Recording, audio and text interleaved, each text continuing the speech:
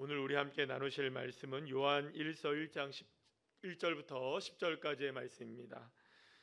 신약성경 388쪽 요한 1서 1장 1절에서 10절까지의 말씀. 자, 우리 다 같이 함께 한 목소리로 합독하시겠습니다. 태초부터 있는 생명의 말씀에 관하여는 우리가 들은 바요, 눈으로 본 바요, 자세히 보고 우리의 손으로 만진 바라. 이 생명이 나타내신 바 된지라. 이 영원한 생명을 우리가 보았고 증언하여 너희에게 전하노니 이는 아버지와 함께 계시다가 우리에게 나타나신 바 된 이시니라. 우리가 보고 들은 바를 너희에게도 전함은 너희로 우리와 사귐이 있게 하려 함이니 우리의 사귐은 아버지와 그의 아들 예수 그리스도와 더불어 누림이라. 우리가 이것을 쓰면 우리의 기쁨이 충만하게 하려 함이라. 우리가 그에게 듣고 너희에게 전하는 소식은 이것이니 곧 하나님은 빛이시라. 그에게는 어둠이 조금도 없으시다는 것이니라. 만일 우리가 하나님과 사귐이 있다 하고 어두움에 행하면 거짓말을 하고 진리를 행하지 아니함이거니와 그가 빛 가운데에 계신 것 같이 우리도 빛 가운데 행하면 우리가 서로 사귐이 있고 그 아들 예수의 피가 우리를 모든 죄에서 깨끗하게 하실 것이요 만일 우리가 죄가 없다고 말하면 스스로 속이고 또 진리가 우리 속에 있지 아니할 것이요 만일 우리가 우리 죄를 자백하면 그는 미쁘시고 의로우사 우리 죄를 사하시며 우리를 모든 불의에서 깨끗하게 하실 것이요 만일 우리가 범죄하지 아니하였다 하면 하나님을 거짓말하는 이로 만드는 것이니 또한 그의 말씀이 우리 속에 있지 아니하리라. 아멘. 자리에 앉으시겠습니다. 옆에 있는 분들과 함께 인사 나누겠습니다. 반갑습니다. 감사합니다. 하나님의 은혜 가운데 오늘 수요일 밤에 나와서 예배하는 여러분들에게 풍성한 은혜가 넘치게 되시기를 소망합니다. 또 온라인으로 예배를 드리시는 분들에게도 동일한 은혜가 넘치시기를 축복합니다. 자, 오늘은 요한일서 1장 1절부터 10절까지의 말씀을 가지고 제목이 좀 깁니다. 한번 다 같이 읽어볼까요? 시작.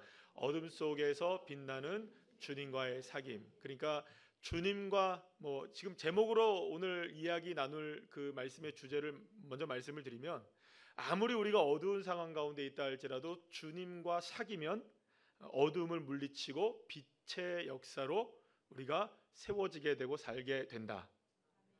다 아멘은 안 하셨기 때문에 처음부터 마지막까지 설교를 다 해야 될 것 같습니다. 만약에 여러분들이 아멘을 했으면 그냥 여기서 할렐루야 하고 끝내려고 했는데 자, 그 요한의 서신들, 그러니까 사도 요한입니다. 이 사도 요한은 예수님의 제자 요한을 이야기합니다. 예수님의 제자 요한이 이 사도 요한이 이제 이 서신서들을 세 가지를 썼어요. 요한 1서, 요한 2서, 요한 3서를 썼는데요.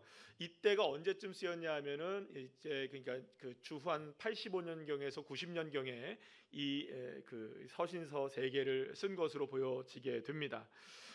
그런데 이제 요한 서신서 중에서 두 개 뒤에 있는 요한 2서와 3서는 딱 한 장씩밖에 없습니다. 그래서 이건 굉장히 개인적인 사적인 편지로 누군가에게 이렇게 보낸 성도들에게 보낸 편지라고 한다면 요한 1서는 좀 다른 성격을 갖고 있어요. 초대교회 많은 교회들을 향하여 그리고 특별히 이제 그 사도 요한이 목회를 했던 곳이 에베소라는 지역이었는데요.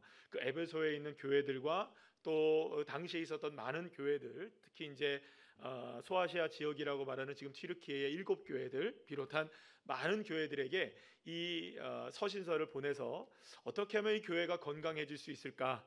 이미 이제 예수 그리스도의 은혜 가운데 초대교회, 그러니까 복음, 그러니까 성령의 그 역사가 일어나서 그 초대교회가 세워지게 된 이후가 벌써 이제 한 50여 년 정도가 흐르고 있었던 시간이었어요. 그게 굉장히 많이 흘렀죠 지금. 그러니까 무슨 얘기인지 아시겠어요? 그러니까 막 베드로가 성령의 충만함을 받아갖고 막 나가서 3,000명을 전도하고 막 그렇게 하면서 막 이제 예수님이 이제 십자가에 부활하신 이후에 초대교회가 처음으로 예루살렘에 초대교회가 세워진 이후로 한 50년 정도가 이렇게 흘러가고 있을 무렵이었으니까 많은 곳에 이미 복음이 전해지게 되었고 교회가 굉장히 많이 세워지게 되었습니다. 그래서 그럴 때 이제 우리가 이런 박해적인 상황도 있고 여러 가지 신앙적인 삶에 있어서 어려운 점들도 있었던 그런 시대를 살아가고 있었기 때문에 이 사도 요한은 많은 교회들에게 어떻게 하면 우리가 이런 상황 속에서 우리가 진리 가운데 거하고 또 하나님의 나라를 우리가 바라보면서 우리가 교회를 든든하게 세워 나갈 수 있을까? 또 우리가 이런 상황 가운데서 어떻게 우리가 신앙을 지킬 뿐만 아니라 복음의 사도로서의 사명을 감당할 수 있을까? 이런 여러 가지의 문제들을 짧지만 5장에 걸쳐서 편지를 보내게 됩니다. 특히 이제 이 요한 1서에 나오는 내용 중에 아주 중요한 내용이 어떤 내용이냐면 이단과의 그 싸움입니다. 따라합시다. 이단과의 싸움. 당시의 이단은 어떤 이단이었냐면 영지주의라고 했어요. 그래서 이 영지주의라는 것은 지금처럼 말하면 뭐 신천지, 뭐 예를 들어서 뭐 하나님의 교회, 뭐 이런 것들처럼 뭐 기쁜 소식 선교 이렇게 딱 이렇게 어떤 것이 정해져 있다기보다는, 그러니까 영지주의라는, 말하자면 그 영은 선하고 육은 악하다. 따라합시다. 영은 선하고 육은 악하다. 이러한 어떤 뭐랄까요, 철학적이고 종교적인 신념들이 많이 있었어요.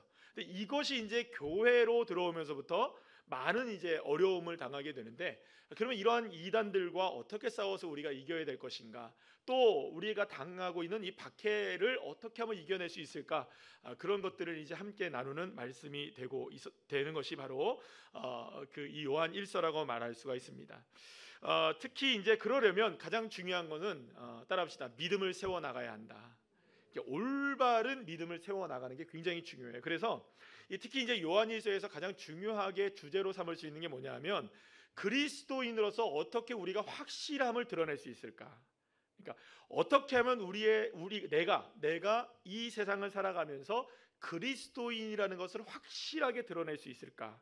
이것이 가장 중요한 주제 가운데 하나였어요. 그러니까 영지주의를 이기는 것도 그렇고 박해를 이기는 것도 그렇고 또 복음을 전하는 사명을 감당하는 것도 그렇고 여러 가지 우리에게 지금 그 초대교회 그 당시에 당면했던 많은 상황들 속에서, 그렇다면 우리가 이런 상황 속에서 어떻게 그리스도인으로서의 확실함을 드러내며 살아갈 수 있을까?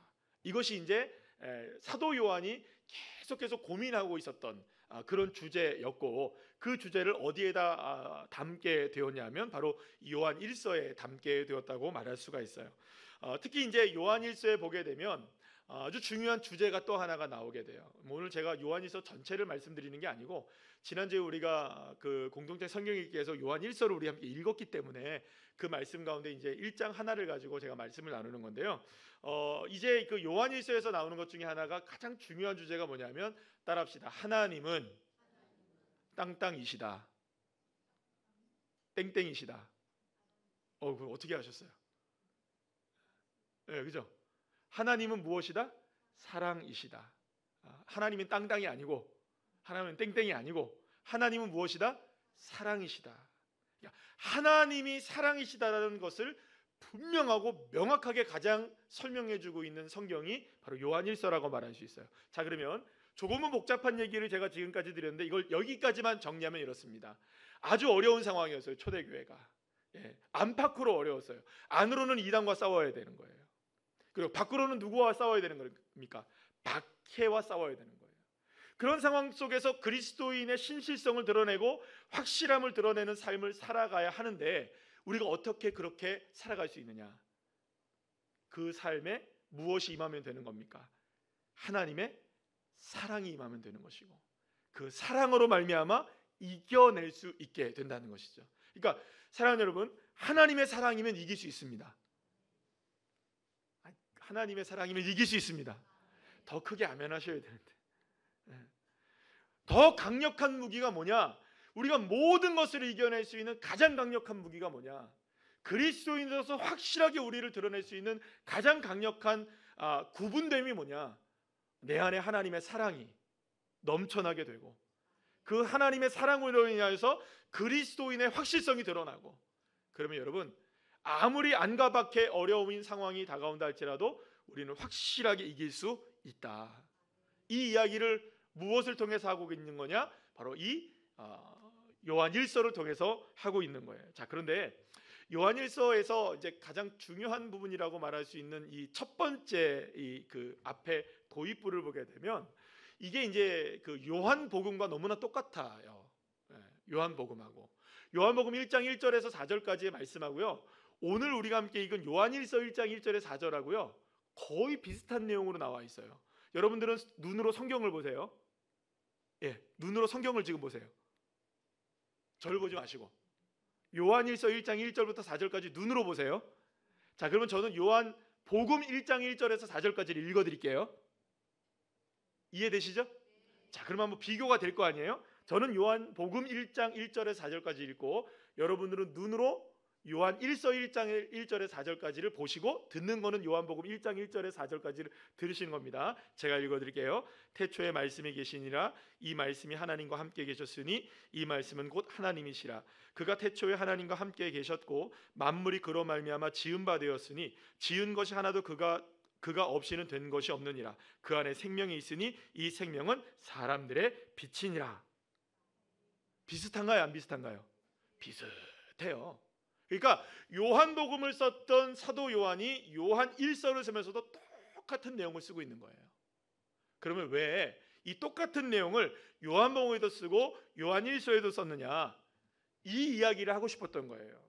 태초에 너무나 혼돈스럽고 어두워진 그 상황 속에 하나님이 말씀하셔서 빛이 있게 되었고, 그래서 모든 것들의 질서가 생겨지게 되었고, 그리고 하나님의 영광이 드러나게 되었던 것처럼 지금 우리가 살아가는 수없이 어려운 이 혼돈스러운 상황 속에서도 하나님의 말씀의 빛이 임하시기만 하면 우리도 이 어려운 상황 속에서도 얼마든지 하나님의 사랑을 드러내고 그리스도의 빛을 드러내어서 하나님의 나라를 이 땅 가운데 이루어갈 수 있을 것이다. 이 이야기를 하고 싶었던 거죠.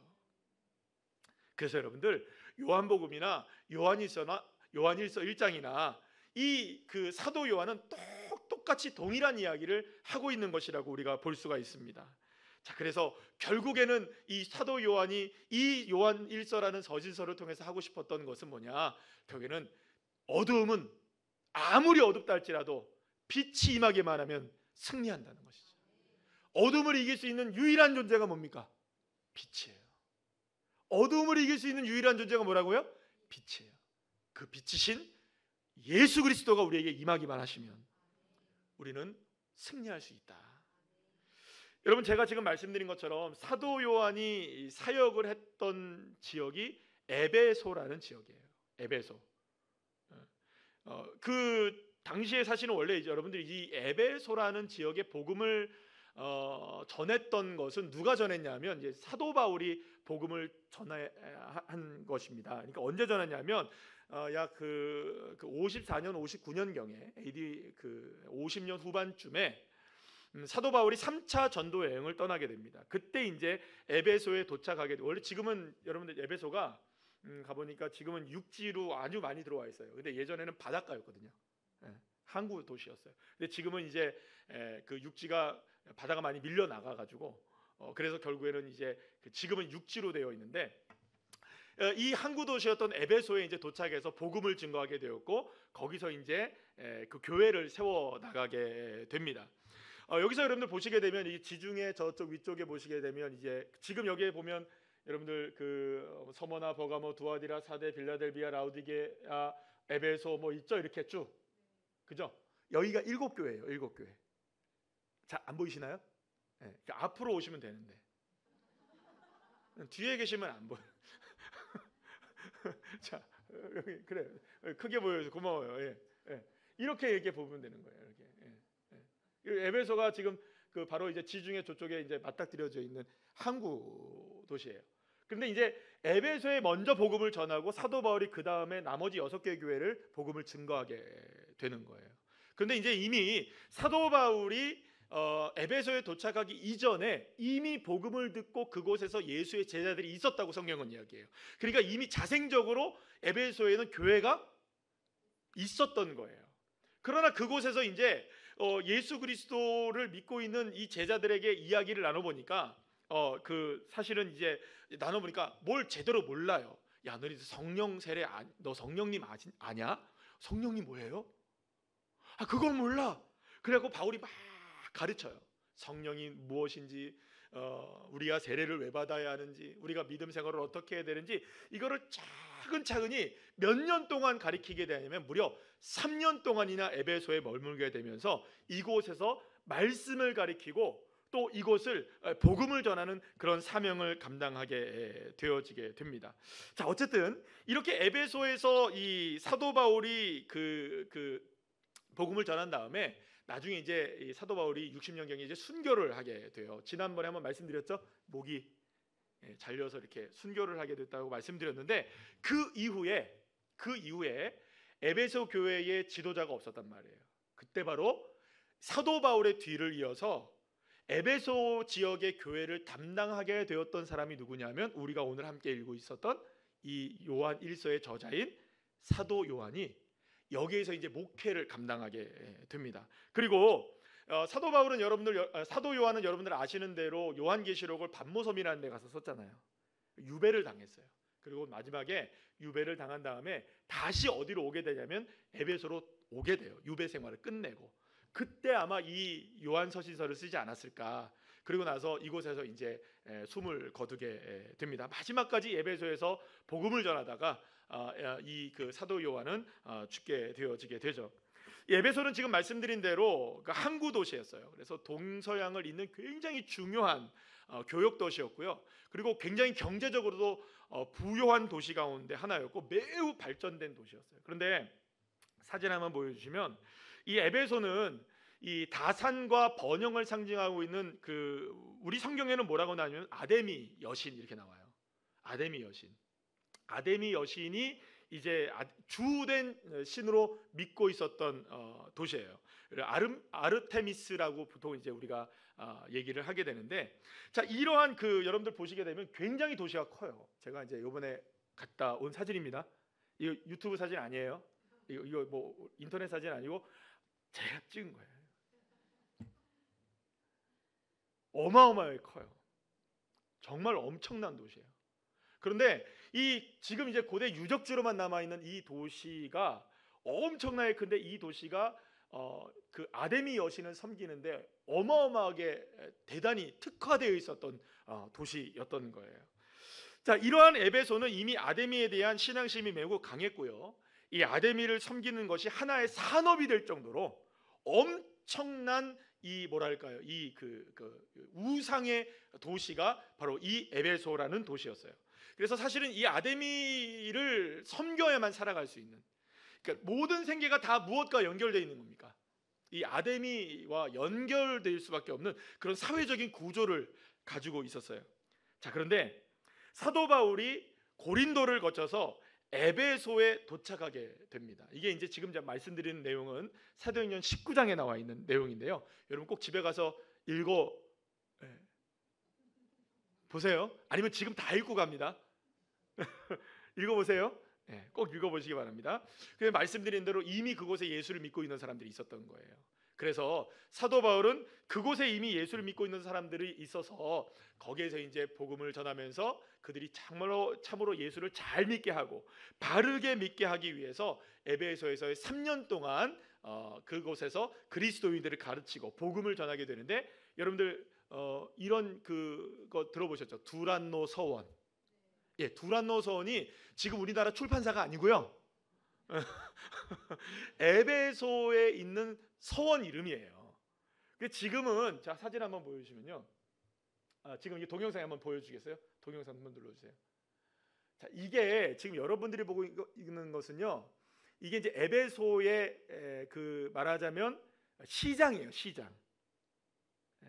시장인데 시장의 거리를 제가 이렇게 쭉 보여주는 이제 동영상인데요. 스톱. 저기 보시면 끝에 오른쪽, 여러분들 이 왼쪽에 여러분들 왼쪽에 저 끝에 보시면 그쪽에 어딘가가 이제 좀 이따가 보여줄 사진이 있는데 그게 아마 두란노 서원인 것 같기도 하고 아닌 것 같기도 하고 그렇대요. 근데 이 거리에서 사도 바울이 많은 사람들을 만나고 복음을 전했던 거리인 거예요. 여기가 에베소, 따라합시다. 에베소 시장. 그러니까 요즘 말로 하면 여러분들 이마트인 거예요. 여기가 홈플러스. 무슨 말인지 아시겠죠? 아니면 여기 우리 여기 오일장, 문현장 뭐 이런 데였던 거죠. 그래서 다니면서 그러니까 여러분 생각해 보세요. 여러분 우리 목요일 날 전도하러 나와서 문현장에 여러분들 전도하러 가시죠? 여러분 한 3,000년만 2,000년만 지나면요, 여러분들 와, 우리 권사님이 여기를 새로운 누리교회 우리 어떤 권사님이 여기에다 복음을 전했던 이런 바로 유적지라고 막 이렇게 될 수 있는 거예요. 이해가 되십니까? 여기 사도 바울이 다녔던 길인 거예요. 여기 여러분들 잠깐만 여기 보시면 여기 우산 쓰고 계신 분 있죠? 요분. 요분이 2000년 전에 요분이 이제 바로 사도 바울이었던 거죠. 그렇다는 겁니다. 그렇다는 거예요. 자, 다음 사진 한번 보여주시면요. 다음 사진 한번 넘겨 보여주시면 여기에 보시면 여기 그 뒤에 보시면 이 오른쪽 사진에 보면 커다란 아주 구조물이 하나 보이죠. 건물 하나가. 이 건물이 이제 중앙 도서관이라고 얘기를 하는데 여기가 아마도 두란노 서원이지 않았을까라는 이야기를 하는데 그렇지 않다고 얘기하는 사람도 있고 그렇다고 얘기하는 사람도 있대요. 정확한 위치는 잘 몰라요. 근데 어쨌든 간에 사도 바울이라는 사람이 여기서 이곳에서 복음을 전하는 거예요. 이곳에서 3년 동안 놀라운 일들이 벌어지기 시작해요. 거리를 다니며 복음을 전하고 두란노 서원에서 사람들을 말씀으로 가리키게 되자 놀라운 일이 일어나게 되는데 복음을 전한 지 2년째 되던 해에 어떤 일이 일어나게 되느냐? 사도행전 19장 11절 12절 말씀에 의하면 어떤 일이 일어났냐? 사도 바울이 성령이 충만해져 가지고요. 사도 바울이 이렇게 그 능력이 나타나기 시작하는데 사도 바울 몸에서 수건이나 앞치마를 가져다가 병든 자에게 이렇게 주면 병들이 낫고 귀신들이 떠나가고 할렐루야 막 이런 역사들이 막 일어나는 거예요. 그냥 여러분 너도 나도 누구를 만나려고 했을까요? 그러니까 어떻게든 사도 바울의 옷자락으로 만들려고 엄청난 사람들이 사도 바울을 따라다니게 되고 복음이 막 전해지게 된 거예요. 에베소 사람들은 이러한 놀라운 기적을 바라보면서 그들이 지금까지 믿고 있었던 아데미 여신을 버리고 마술과 이런 그 여러 가지 그 미신적인 것들이 많았는데 특히 그 당시에 마술책들이 많았대요. 근데 그 마술책들을요 다 불사르고 오직 예수 그리스도를 믿겠다고 나서는 사람들이 엄청나게 많아지기 시작한 거예요. 그래서 에베소가 어마어마한 부흥이 일어나기 시작했던 거죠. 근데 여러분 이 에베소라는 도시는 이렇게 한꺼번에 번할 도시가 아니었어요. 2, 3년 만에. 왜? 아까 전에 말씀드렸잖아요. 아데미 여신이 너무 깊게 뿌리를 받고 있었기 때문에 이거를 무너뜨릴 수 있다는 건 상상조차 할 수 없는 거예요. 그러던 중에 아데미 여신의 신상을 만들어 팔던 은세공을 하던 사람이 있었는데 그 사람의 이름이 뭐냐면 메데드리오라는 사람이 있었어요. 이 사람이 장사가 안 되는 거예요. 장사가. 그 은으로 아데미 여신상을 만들어갖고 자꾸 팔아야 돼요. 왜냐하면 조금 색이 바라면 야 그거 소용이 없어 이거 새로 해야 돼 이러면서 계속 팔아야 되는데 이게 안 팔리는 거예요. 왜요? 예수님 때문에. 그러면 여러분 거기에서 파생되는 얼마나 산업이 많았겠어요. 하나도 안 되는 거예요. 그래가지고 이 데메드리오라는 사람이 사람들을 다 모읍니다. 에베소 사람들을 다 모아요. 어디다 모으느냐? 지금 한번 보여주세요. 이게 동영상인데 한번 또 클릭 한번 해주시면 엄청나게 크죠. 네. 이게 뭐냐 하면은 이게 에베소 대극장이에요. 여기에 사람들을 다 모아놓고 사도 바울을 고발하는 거예요. 어떻게 고발하느냐? 사도 바울 이 사람이 와가지고 우리에게 아데미 여신을 못 믿겠다. 그리고 이렇게 되면 우리 아데미 여신 다 죽어. 우리 산업도 다 죽어. 우리 다 끝나. 그러니까 이 사도 바울 어떻게 해가지고 이 사도 바울을 내쫓읍시다. 이렇게 기소를 하고 재판을 걸었던 거예요. 난리가 났어요. 난리가 났어요. 에베소라는 도시가 발칵 뒤집힌 거예요. 그래갖고 수많은 사람들이 이곳에 모여서 사도 바울을 이제 처단하기 위해서 다 모였던 거죠. 근데 그때 사도 바울이 이곳에 가려고 했어요. 근데 가지 않았어요. 사람들이 말렸거든요. 제자들이. 그래서 이곳에 누가 갔냐면 알렉산더라는 사람이 가가지고 여기서 이제 변론을 하기 시작합니다. 근데 바로 그때에 이 에베소의 그 서기관이 나서가지고 이 사람들이 지금 예수 믿는 사람들이 그리스도인들이 잘못한 게 하나도 없다. 이 사람들이 뭐 우리의 신전에 들어와서 뭘 잘못한 일을 했냐, 뭘 했냐, 이 사람들은 죄가 없다 해가지고요. 결국에는 무죄로 모든 일들이 끝나게 됩니다. 근데 이때 사도 바울이 여기서 이제 여기서 더 이상 머물면 안 되겠구나. 또 어떤 일이 벌어질지 모르겠구나. 내가 여기서 머물지 않고 다른 곳에 가서 복음을 전해야겠다 해가지고 이제 이 일로 3년 동안 머물던 에베소를 떠나서 마게도냐라는 곳으로 향하여 길을 떠나게 되어지게 됩니다. 사랑하는 여러분, 에베소는 이후에 계속 부흥하게 되어서 소아시아 지역의 7교회 가운데 가장 영향력 있는 교회로 성장하게 되었고요. 당시 소아시아 지역의 가장 큰 도시 가운데 하나였고 우상숭배 지역던 이 에베소를 복음으로 점령하는 놀라운 역사가 일어나게 되었던 거예요. 이 에베소에 가보니까요, 거리를 지나는데 특이한 것 한 가지가 눈에 띄었어요. 한번 사진을 한번 보여주시면요, 이게 길거리에 있는 거거든요. 길거리에 이렇게 가다 보면 여러분 잘 안 보이시는데 여기에 뭔가 이렇게 써져 있는 거예요. 이게 뭐냐면 물고기 모양 아시죠? 그리고 익두스라고 써 있는 거예요. 주는 그리스도시고 살아계신 하나님의 아들이십니다라는 이 믿음의 고백으로 이전에는 익두스라고 물고기, 그리고 또 옆에 피자 모양 있죠, 여러분. 피자. 이 피자가 아니고요. 이게 이제 익두스라는 것의 약자를 전부 다 이렇게 만들어낸 거예요. 나중에 알려드릴게요. 이렇게 시그마 되고 데오스 되고 이런 겁니다. 어쨌든 그걸 이제 피자 모양으로 딱 하면 이 사람은 그리스도인이구나. 물고기 모양이면 이 사람은 그리스도인이구나. 그런데 여러분, 이 돌이 어디에 있냐면 에베소 곳곳의 거리마다 이 돌이 박혀져 있어요. 이건 뭘 뜻하는 걸까요, 여러분? 그만큼 이 우상의 도시가 복음을 전했던 이 사도 바울과 이곳에서 목회를 했던 이 사도 요한의 엄청난 이 복음의 사명 때문에 이 아데미 여신으로 완전히 막 휘감겨 있었던 이 도시가 예수의 도시가 되어지고, 할렐루야, 이렇게 변화가 되어지게 된 거예요. 자, 그런데 제가 지금 여러분들에게 왜 이 이야기를 드렸느냐, 지금 사도 요한은요, 마지막 순간이 다가오고 있었어요. 자신의 인생 가운데. 그래서 이제 요한일서를 쓰게 된 거예요. 지금까지 자신이 에베소에서 복음을 전하고 교회를 성장시켜 나가고 또 그리스도인들을 이 땅 가운데 많이 배출해 나면서 많은 영적인 싸움이 있었을 거 아니에요. 아데미와 싸워야 됐을 것이고, 우상과 싸워야 됐을 것이고, 또 이단들과 싸워야 됐을 것이고, 많은 어려움이, 환란이, 어마어마한 환란이 있었지만 그 모든 환란 속에서 무엇으로 우리가 이길 수 있느냐, 이 엄청난 환란 속에서 우리가 교회를 온전히 세워나가게 되고 에베소 교회를 든든하게 세워나갈 수 있는 이 이유가 어디에 있을까? 우리가 어떻게 하면 될 수 있을까?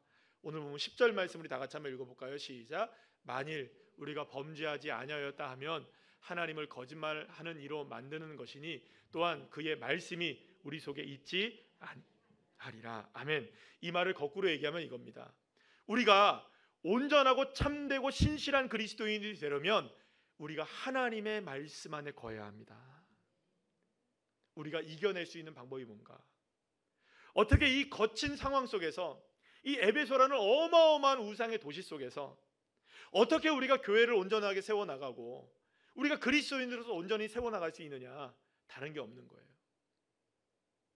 하나님의 말씀을 붙들고 우리가 하나님의 말씀 안에 거하는 삶. 그럴 때에 진짜와 가짜가 구분이 되어지고 참과 거짓이 구분이 되어지고 하나님의 말씀을 온전히 바라보는 믿음의 자녀가 되어질 때 바로 그때 온전한 그리스도인으로서 나갈 수 있게 된다고 말씀하고 있는 것입니다. 자, 그런데 오늘 보면 6절 말씀 우리 다 같이 한번 읽어볼까요? 시작. 만일 우리가 하나님과 사귐이 있다 하고 어둠에 행하면 거짓말을 하고 진리를 행하지 아니하거니와. 아멘. 에베소의 거친 환경 속에서 예수 그리스도의 복음으로 그 도시를 물들일 수 있었던 것은 여러분 다른 것이 아니었던 거예요. 하나님의 말씀 안에 거하는 삶. 근데 이거를 사도 요한이 뭐라고 표현하냐 하면 하나님과의 사귐이라고 표현합니다. 여러분 멋지지 않아요? 따라합시다. 하나님과의 사귐.